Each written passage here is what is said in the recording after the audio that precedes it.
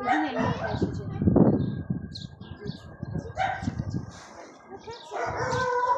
Dünən istəyirdik yaxşı.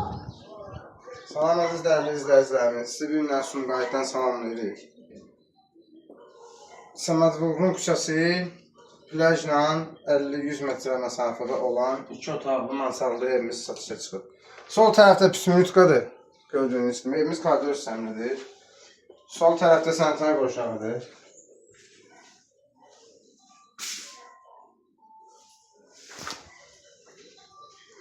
Bir otağımız, yataq otağı, istilik sistemi İran peçidir.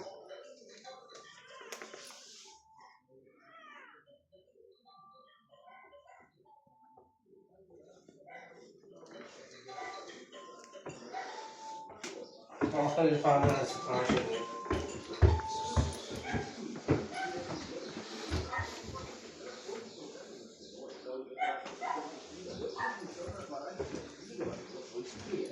Bu da bizim zalımız, əziz dəyərli izləyicilər.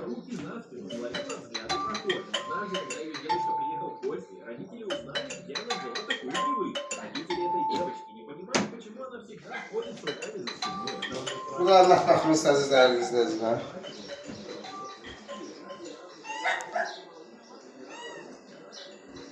Qazı işığı, su, interneti, bütün kanalları var, əziz dəyərli izləyicilərimiz. Evimizin qiyməti 35.000 manatdır.